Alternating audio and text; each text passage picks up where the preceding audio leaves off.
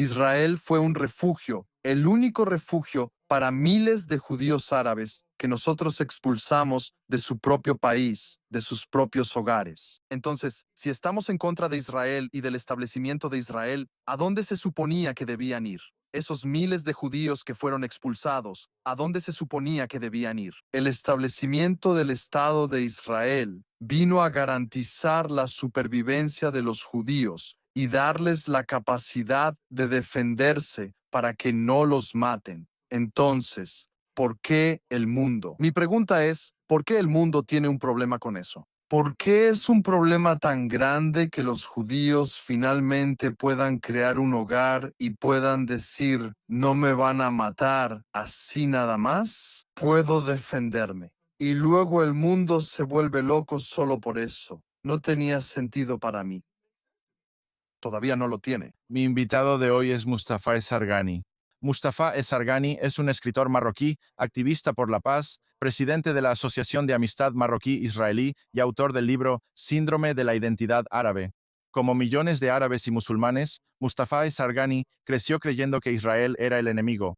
Cuando era adolescente y veía Al Jazeera durante la Segunda Intifada, Mustafa Esargani ha admitido abiertamente que admiraba a los atacantes suicidas y los veía como héroes que defendían a su pueblo. Pero un encuentro inesperado en una aldea remota de Marruecos lo obligó a cuestionar todo lo que creía saber sobre los judíos, Israel y el conflicto del que había escuchado toda su vida. Hoy en día, Mustafa Esargani es una de las voces árabes más francas que desafían las narrativas anti-israelíes, habla en contra del extremismo y exhorta al mundo árabe a enfrentar verdades difíciles sobre la identidad, la historia y las historias que se cuentan a sí mismos. Mustafa Esargani, bienvenido. Muchas gracias, Daniel. Gracias por invitarme. Por supuesto, Mustafa Esargani, admitiste públicamente algo que la mayoría de las personas nunca admitiría. Dijiste que cuando eras adolescente veías Al Jazeera y en realidad deseabas poder ser uno de los atacantes suicidas que celebraban en la televisión. Llévanos de regreso a ese momento. ¿Quién era ese Mustafa Esargani de 14 años y cómo era la vida para ti en ese entonces? Bueno, quiero decir, ideas como estas no se forman en un periodo de tiempo muy corto, no se forman en horas o días. Eso requiere años y años de determinación. Y ellos han visto Al Jazeera mientras crecían, y yo he consumido cientos de horas de esta narrativa todos los días. Fueron muy persistentes. Intentan meterte un poco del mensaje todos los días. Hasta que formas esta identidad que es anti-Israel, anti-judíos, y una identidad que celebra y valora la violencia y el terror. Y hasta cierto punto tuvieron éxito en mi caso. Porque, como dijiste, durante la Segunda Intifada, yo estaba viendo los reportes que venían del Medio Oriente a través de Al Jazeera. Y por supuesto, estábamos viendo la serie de atentados suicidas en autobuses, cafés y restaurantes. Y por supuesto, los objetivos eran la mayoría de las veces civiles, civiles israelíes. Estamos hablando de niños, mujeres y ancianos. Y el mensaje estaba muy bien editado. Y tiene un tono de celebración de lo que está pasando en Israel, de las vidas que se han perdido en Israel. Los atacantes suicidas nos fueron presentados como héroes. No los llaman atacantes suicidas, no usan ese término. Ustedes la llaman el mukauma, la resistencia. ¿Resistencia contra quién y para qué?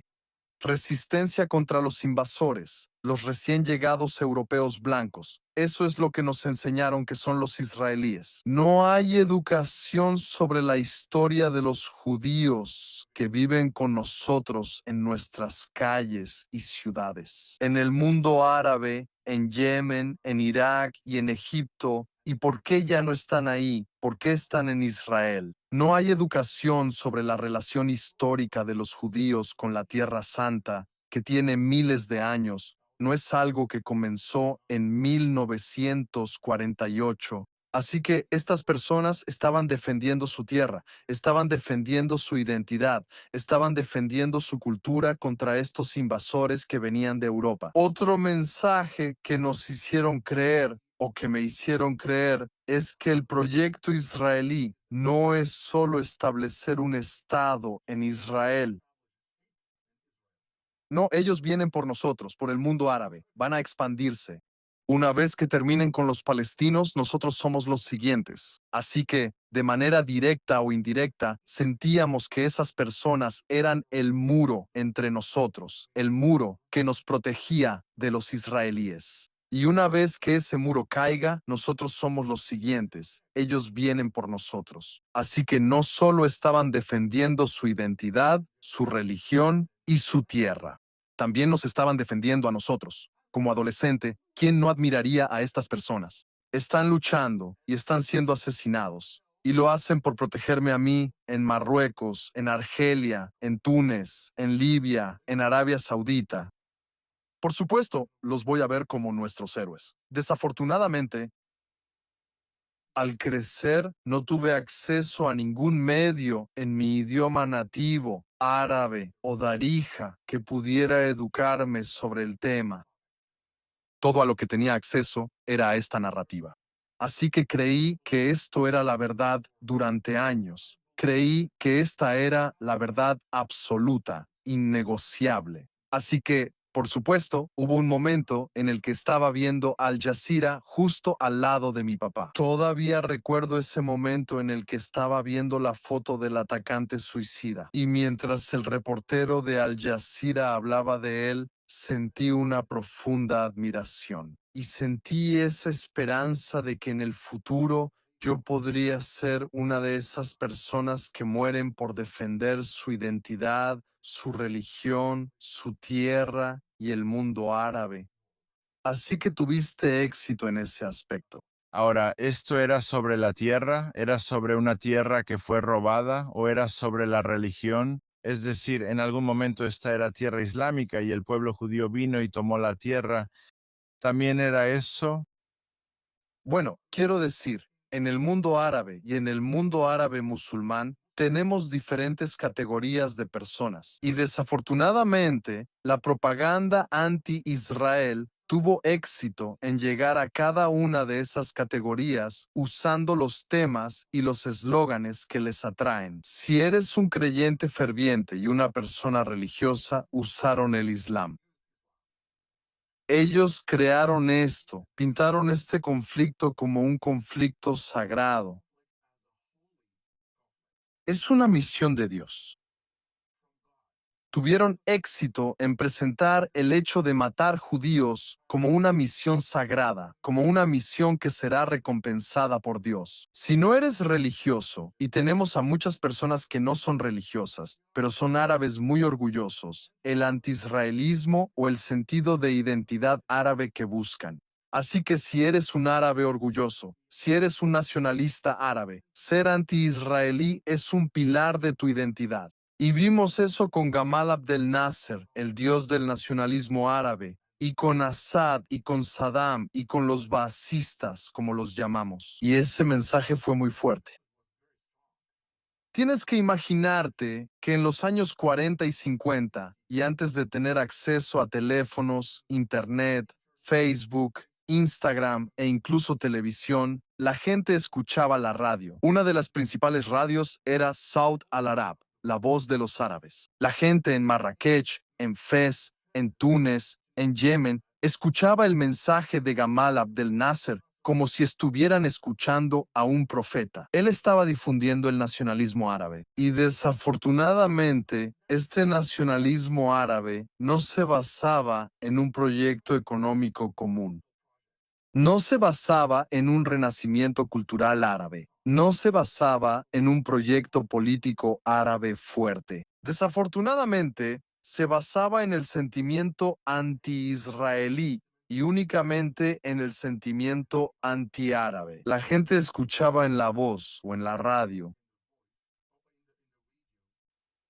que la presencia de los o la presencia judía en Medio Oriente nos deshonra como árabes. Bueno, para recuperar ese honor y esa dignidad, tenemos que expulsar a los judíos.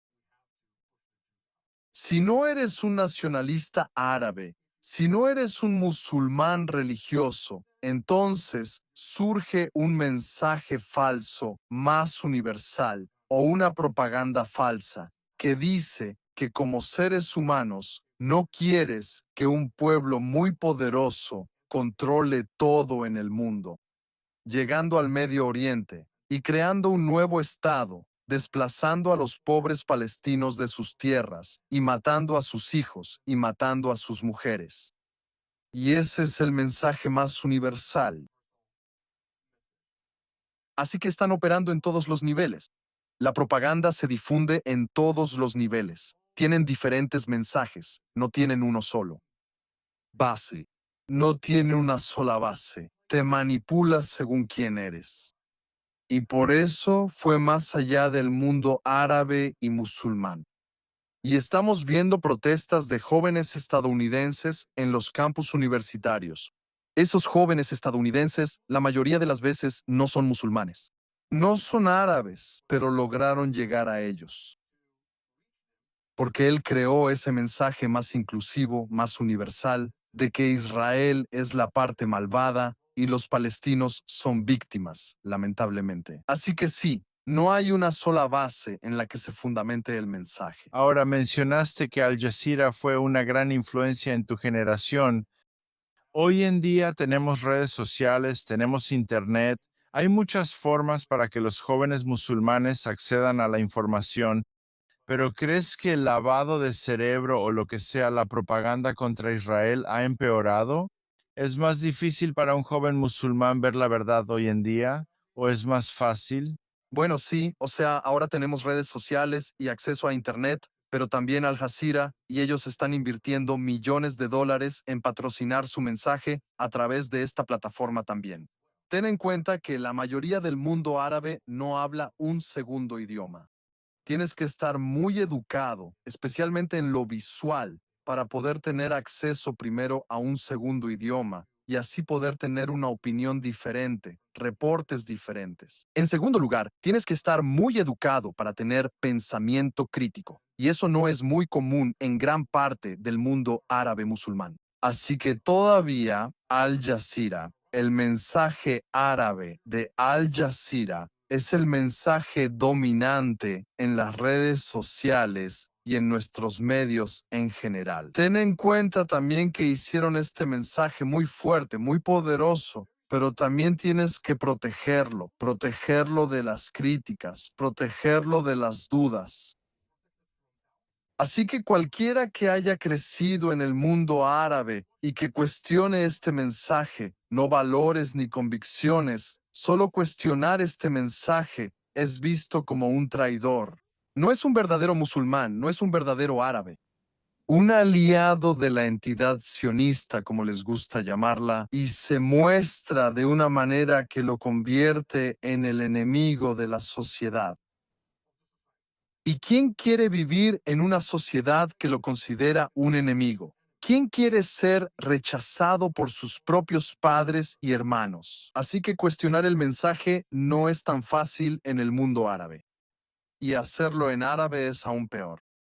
Y no estoy hablando de personas que quieren dar ese paso y defender a Israel públicamente. No, solo hablo de personas que cuestionan. Es como, ¿hemos tenido razón sobre Israel todo este tiempo? Tal vez hay una pieza que falta. ¿Estamos seguros de que realmente entendemos a los israelíes y entendemos la sociedad israelí moderna? Solo por hacer esta pregunta, eres tocado por Satanás y necesitas ser purificado. Tu alma necesita ser purificada. Así que no es muy fácil iniciar esta conversación en el mundo árabe en este momento. Quizá en algunos países es peor que en otros, pero este es el sentimiento general. Así que educar a la gente es realmente difícil. Lo que realmente me asusta es que veo que lo mismo está empezando a suceder aquí en Estados Unidos. No estoy hablando de dictaduras en Medio Oriente. No estoy hablando de Irak, Siria y Yemen.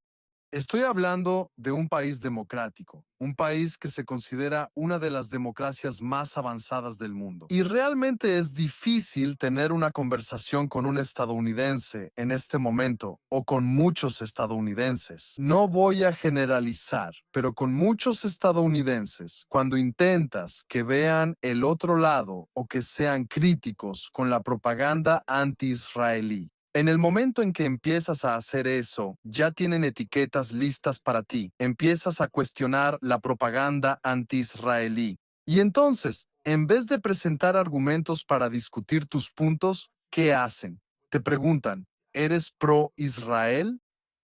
Y en el momento en que dices que sí, ya tienen etiquetas listas para ti, como que eres basista que te están pagando. Eres un agente del Mossad, eres un sionista, lo cual es un insulto. Esto da mucho miedo. Esto está creando un ambiente poco saludable para las conversaciones entre estadounidenses. Por ejemplo, ahora mismo conozco personalmente a muchas organizaciones judías muy fuertes, que han tenido mucho miedo de apoyar pública, fuerte y abiertamente al Estado de Israel sin pedir disculpas. Cada vez que sugieres un evento o una iniciativa, tienen miedo. Dicen, no, es que tenemos miedo, hay problemas de seguridad y no es el momento. Y ahora el sentimiento no es ese. Vives en Estados Unidos, puedes decir lo que quieras, deberías poder defender tu identidad judía, e Israel debería ser el centro de tu identidad judía. No deberías tenerle miedo a nadie, no deberías tener miedo de decir nada, no deberías disculparte por tu apoyo al Estado judío, el único, el uno y único Estado judío. Y si tú no crees en tu propio Estado, ¿quién lo va a hacer? Si no crees en el derecho de tu existencia, ¿quién va a creer en eso? Si te han hecho sentir vergüenza de llamarte judío, un judío orgulloso pro-israelí, entonces ya no estamos viviendo en los Estados Unidos. No solo estás lastimando a Israel, estás lastimando los valores sobre los que se construyó este país. Los valores de la libertad de expresión, los valores de ser quien eres sin temerle a nadie. Desafortunadamente, esto no es algo que solo exista en el mundo árabe musulmán. Esto es algo que hemos estado viendo en Estados Unidos y desafortunadamente es incluso peor en otros lugares de Europa, en Inglaterra, en Canadá, y todavía queda mucho trabajo por hacer. Ahora, ¿en qué momento cambiaron tus puntos de vista y opiniones sobre los judíos e Israel? Tal vez podrías contarnos la historia sobre la chica en las montañas. ¿Sí? Como te dije, mis opiniones sobre Israel no se formaron en poco tiempo, pero cambiar mi forma de pensar sobre Israel tampoco fue algo repentino. Tomó tiempo. Me tomé mi tiempo. Fueron años de debate interno. El debate era entre dos cosas.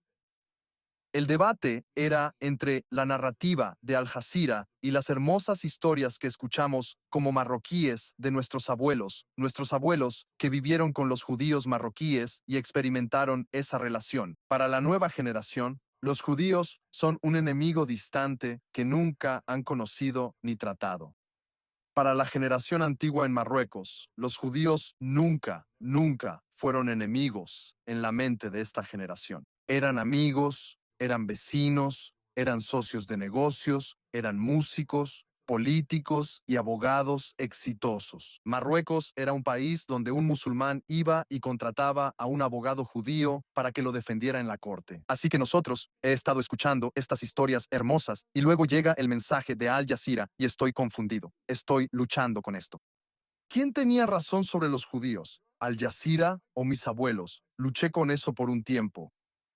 Desafortunadamente ganó Al Jazeera, porque ese mensaje era más fuerte, más constante todos los días y generalmente venía acompañado de videos muy bien editados de personas siendo asesinadas, palestinos gritando en la calle. Así que el mensaje de Al Jazeera ganó. Mi momento de despertar fue cuando un amigo mío, me invitó a visitarlo en las montañas de un pueblo cerca de un lugar llamado Amsmi.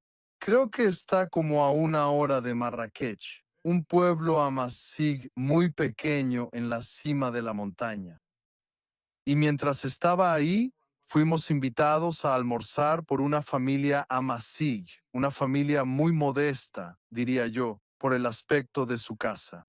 Eran muy pobres, así que aceptamos la invitación y fuimos a visitarlos y almorzar con ellos. Y estaba teniendo una conversación con la señora de ahí, con la esposa, y estábamos platicando, y ella apenas habla árabe. Bueno, lo habla con un acento amazigh muy marcado. Entonces estaba jugando con su hija, que tenía, creo, 6 o 7 años en ese momento, y le estaba preguntando sobre la escuela y todo eso. Y luego la señora me dijo que su hija había tenido una cirugía a corazón abierto.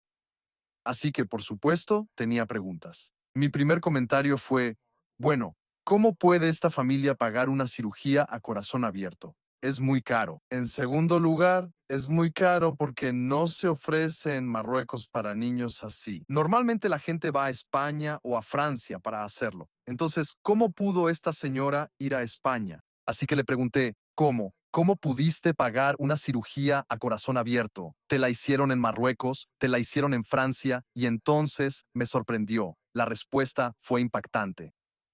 Ella me dijo, no, nos hicieron la cirugía a corazón abierto en Israel. Tal vez para un occidental, no sé, tal vez para alguien más, esto es una respuesta normal o está bien. Sí, te operaron en Israel. Pero para un adolescente marroquí que creía que Israel es el mal puro y que nada bueno viene de los israelíes, esto fue un shock. Así que, por supuesto, tenía más preguntas. Yo estaba como, bueno, ¿cómo fue que pasó esto? Entonces, ella dijo que un doctor, como un doctor israelí de origen marroquí, viene al pueblo una vez al año porque sus abuelos son de ese pueblo. Entonces, él construyó una casa de vacaciones en ese pueblo y viene para reconectarse con la gente de ahí y con la tierra de donde vinieron o emigraron sus abuelos. Entonces, él viene y estaba jugando con la hija, justo como yo lo estaba haciendo y él notó que había algo mal con ella. Él no sabía exactamente qué, pero creo que el color de sus labios, su cara, no le parecía normal. Entonces, él le dijo a la mamá y ella se ofreció a ayudarlos a ir a Marrakech para hacer más análisis de laboratorio y ver a un doctor, para ir al consultorio del doctor. Así que ella aceptó. Entonces, él los llevó a Marrakech y lo hizo y descubrió que ella necesitaba una cirugía a corazón abierto. Así que el doctor contactó a una organización en Israel y arregló todo para eso. Entonces ella me dijo que estuvo ahí durante 6 meses. Le pregunté, ¿fueron amables contigo porque eres musulmana? Ella dijo, sí, fueron muy amables conmigo. Y le preguntaron, ¿tuviste problemas usando tu pañuelo o tu burka mientras estabas en Israel? Esta señora de morado se estaba riendo de mí. Ella estaba mucho más informada sobre Israel que yo porque tuvo la oportunidad de visitarlo, por supuesto. Ella dijo que la mayoría de las enfermeras que la ayudaban en el hospital llevaban pañuelos. Así que le pregunté por qué, porque en mi mente no hay musulmanes en Israel. Ella me dijo, ¿por qué llevaban pañuelos? Porque eran musulmanas. Entonces no hay musulmanes en Israel. Ella me dijo, sí, hay musulmanes en Israel. Bueno, todo lo que ellos creían sobre Israel empezó a desmoronarse. Todo lo que Al Jazeera nos había enseñado empezó a desmoronarse. Y yo pensé, bueno, no creo que esté bien informado sobre cómo es realmente Israel. Así que desde ese momento empecé primero a informarme sobre los judíos marroquíes. ¿Por qué todavía existe este sentimiento de amor y respeto en Marruecos hacia los judíos marroquíes? Y descubrieron que realmente hicieron aportes reales a la sociedad marroquí en todos los niveles, en el nivel económico, en el nivel cultural. Todo lo hermoso de la civilización marroquí tiene una huella judía y simplemente se enamoraron de la cultura, la historia y las contribuciones de los judíos marroquíes a la sociedad. Y luego comencé a informarme sobre otras comunidades judías alrededor del mundo, en Argelia, en Túnez, en Libia, en Irak.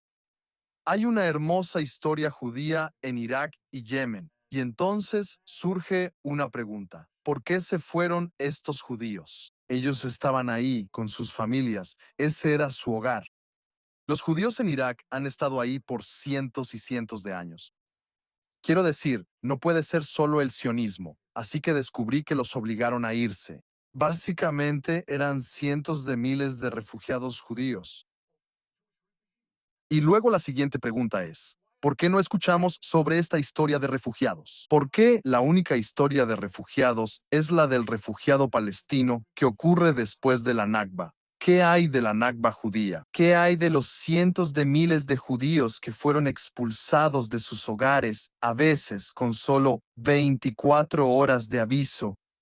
Dejaron todo atrás, sus negocios, sus casas, sus tierras, sus propiedades. Se fueron solo con una maleta, si acaso. ¿Por qué no estamos hablando de esto? ¿Por qué no aprendí sobre esto en la escuela? ¿Por qué ninguno de mis maestros me habló de esto? ¿Por qué esto no es algo que se discute en nuestros medios? Esto es un colapso moral del mundo árabe musulmán. Esto es un crimen contra esta comunidad y necesitamos hablar de ello. Y necesitamos disculparnos con estas familias. Entonces, si creamos cientos de miles de refugiados judíos árabes, la pregunta que sigue es, ¿a dónde se suponía que debían ir? Europa y América en ese momento tampoco eran un buen lugar para los judíos. Estados Unidos no estaba aceptando nuevos inmigrantes. Europa no era un buen lugar. Entonces, espera, Israel en realidad resolvió una gran catástrofe humana que nosotros creamos en el mundo árabe. Israel fue un refugio, el único refugio para estos miles de judíos árabes que nosotros expulsamos de su propio país, de sus propios hogares. Entonces, si estamos en contra de Israel y del establecimiento de Israel, ¿a dónde se suponía que debían ir ellos? Estos miles de judíos, estas miles de familias que fueron expulsadas, ¿a dónde se suponía que debían ir? Así que Israel no es un proyecto colonial. Israel fue una necesidad en ese momento para la supervivencia de cientos de miles de judíos. Así que el proyecto sionista no era un proyecto que buscara hacer a los judíos más poderosos o más cómodos. Surgió el proyecto sionista, nació Israel y se estableció el Estado de Israel para garantizar la supervivencia de los judíos y darles la capacidad de defenderse para que no los maten. Entonces, mi pregunta es, ¿por qué el mundo tiene un problema con eso? ¿Por qué es un problema tan grande que los judíos finalmente puedan crear un hogar y ser capaces de decir, no me van a matar así nada más? Puedo defenderme y luego el mundo se vuelve loco solo por eso. No tenía sentido para mí. Todavía no lo entiendo. ¿Por qué el mundo está enamorado del judío débil, del judío que no tiene poder, del judío? ¿Qué? ¿Qué? ¿Por qué? ¿Por qué estábamos bien con el judío que toca el laúd y canta para nosotros, pero no estamos bien con el judío que inventa, crea y pilota aviones, y que puede defenderse a sí mismo y defender a su nación y decir y hacer que el mundo los respete como debería? Personalmente, yo no tengo problema con eso. He observado a Israel desde que leí sobre Israel y la historia del conflicto en Medio Oriente desde el establecimiento del Estado de Israel en 1948. Nunca he visto a Israel atacar a otro país, otra organización, otro ejército, si no sentía que estaba amenazado. Su existencia está amenazada. Todas sus acciones militares fueron acciones militares defensivas, puramente defensivas. Es momento de que el mundo piense en esto. Es momento de que el mundo acepte al judío fuerte que puede defenderse. Ahora, Escribiste todo un libro llamado Síndrome de Identidad Árabe.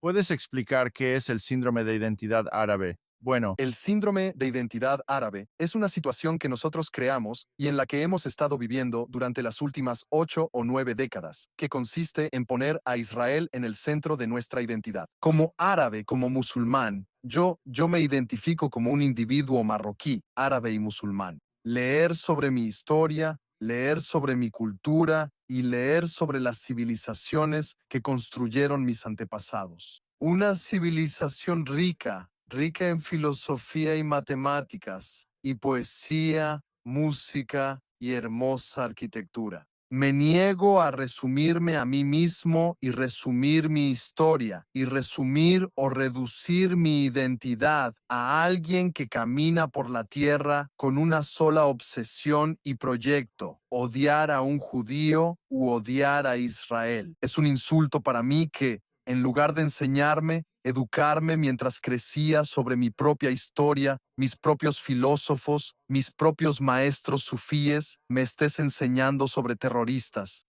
Me estás enseñando sobre terroristas que matan gente en Israel. Me estás enseñando poemas que invitan a los árabes a matar a los judíos.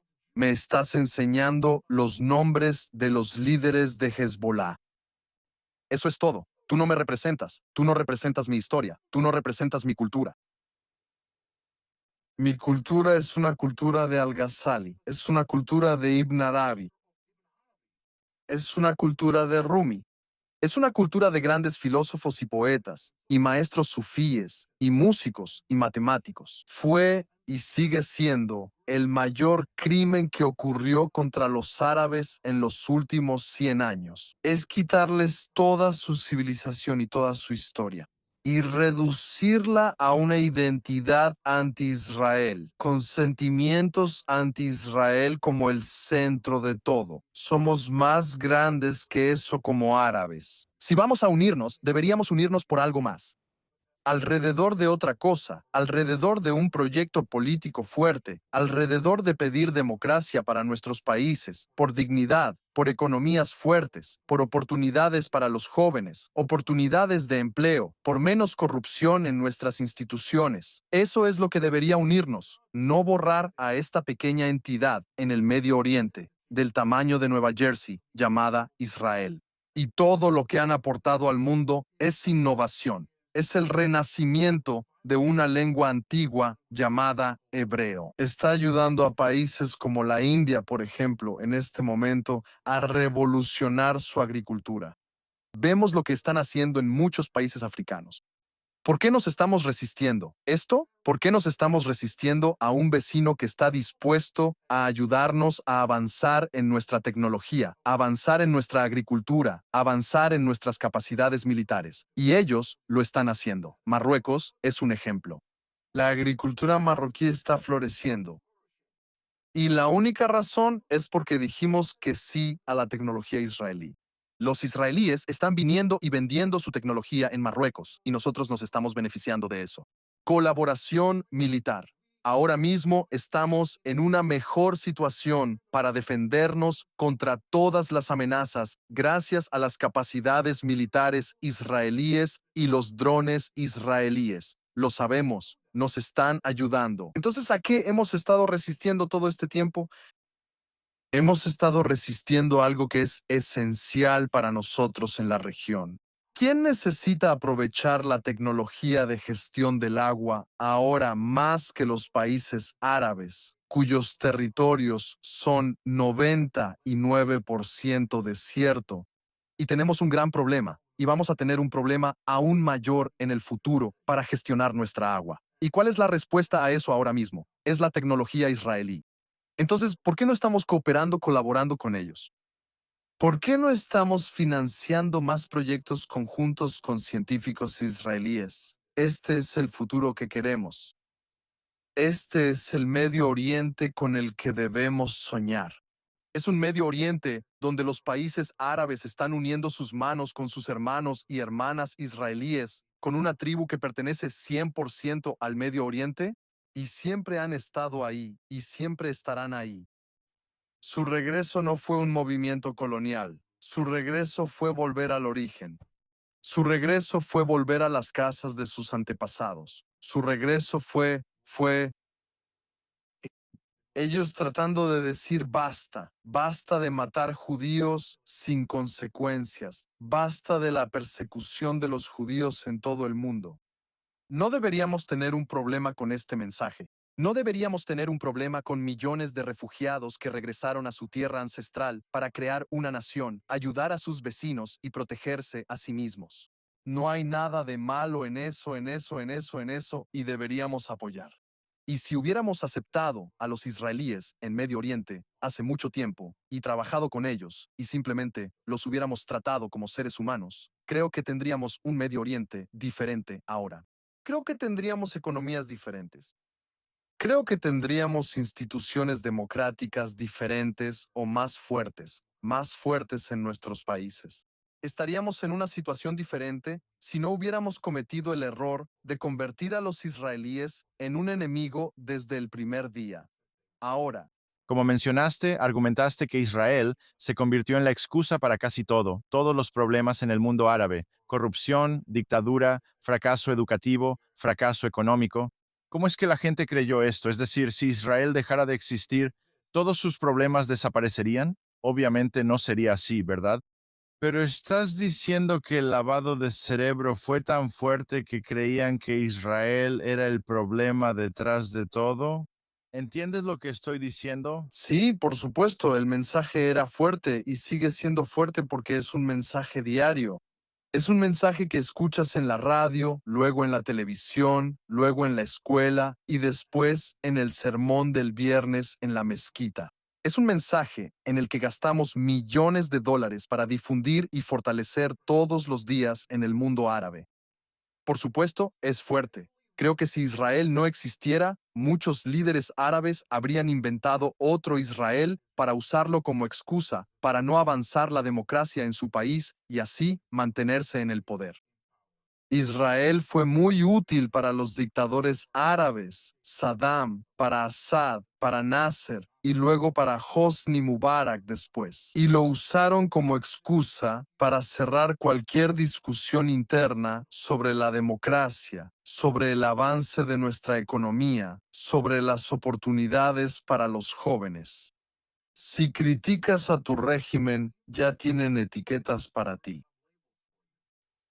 Una de las más fuertes es que estás tratando de desestabilizar la sociedad y desestabilizar el país. Y sabes que tenemos un enemigo a solo unos kilómetros de nosotros llamado Israel. Así que tal vez estás ayudando a la agenda israelí. Tal vez eres parte del plan sionista en la región. Estas acusaciones eran suficientes para silenciar cualquier crítica, cualquier movimiento para pedir libertad, democracia, libertad de expresión y más oportunidades económicas. Así que fue muy útil para muchos dictadores y él lo necesitaba. Y él se aseguró de que siempre estuviera ahí.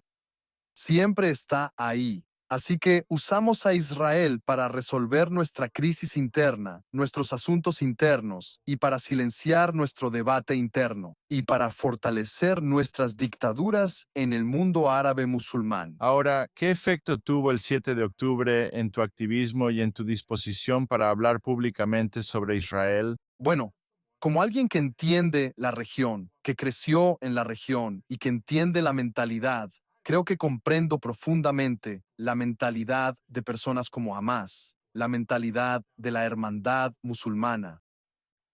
Conozco sus objetivos. Sé a qué aspiran.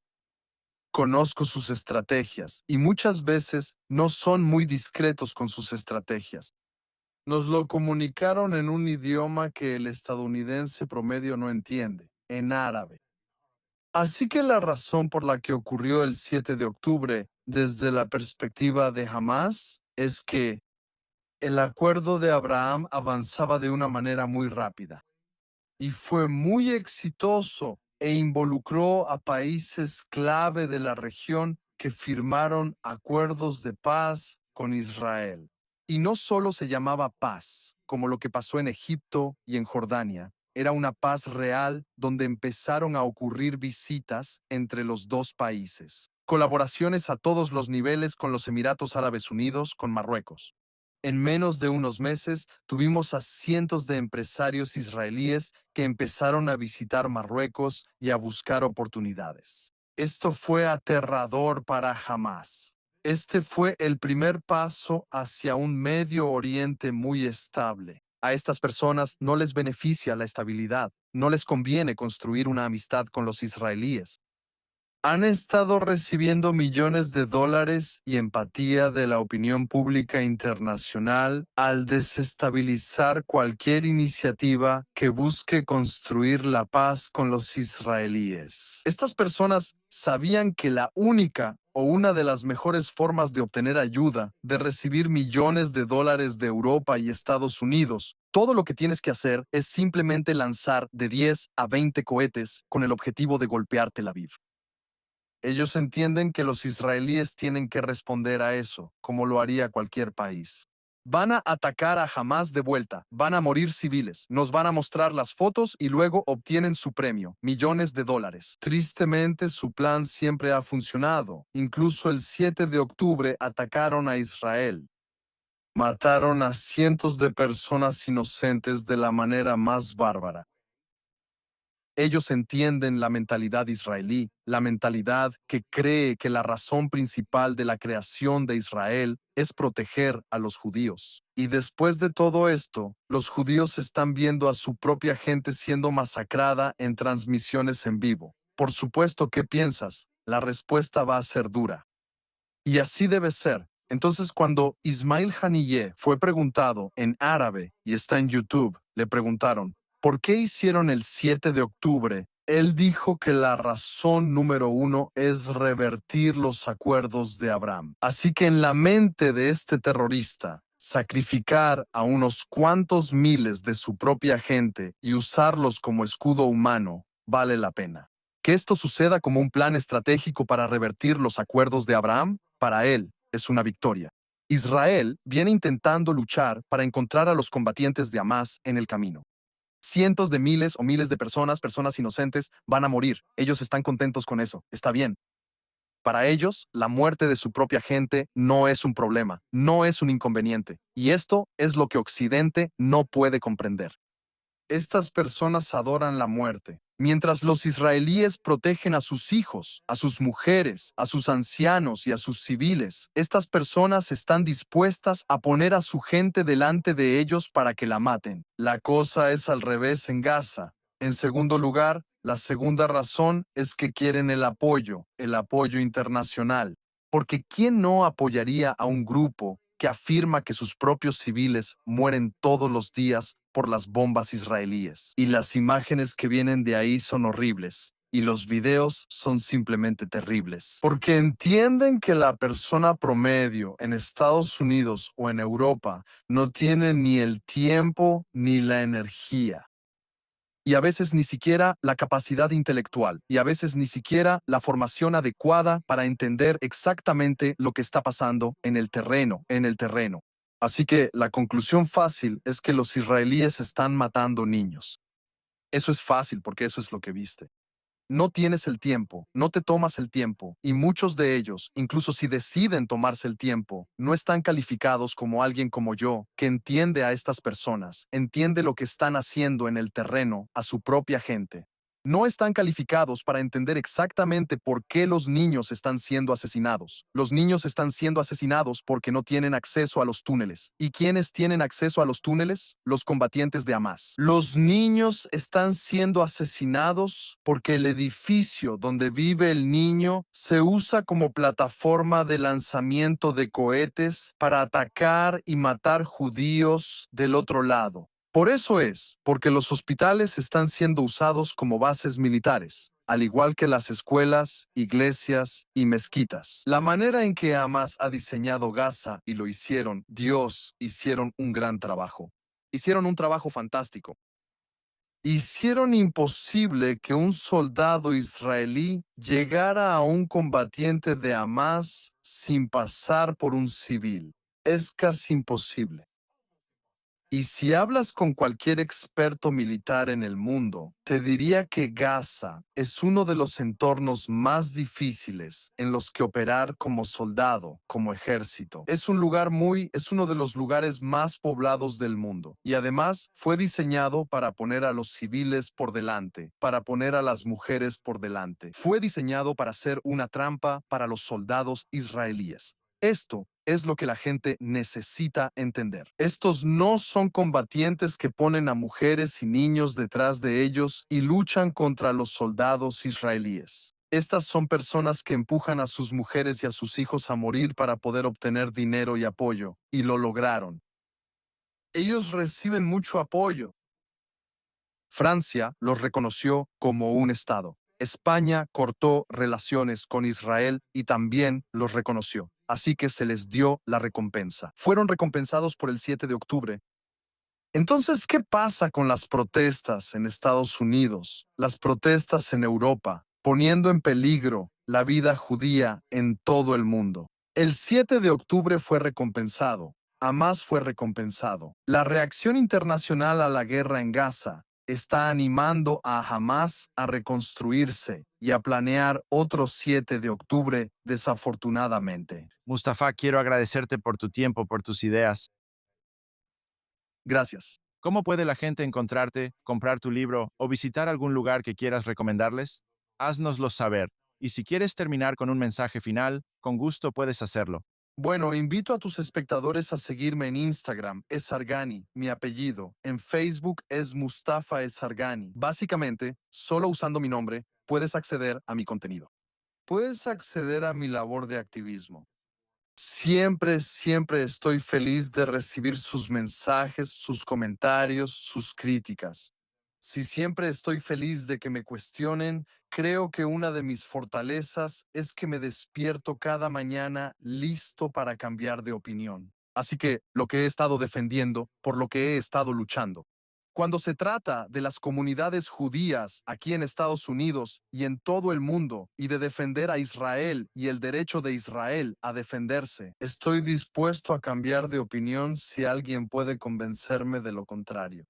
Pero hasta entonces, yo apoyo a Israel y ellos apoyan a las comunidades judías en todo el mundo, porque eso es lo correcto. Gracias, Mustafa. Dios te bendiga y espero hablar contigo pronto. Muchas gracias.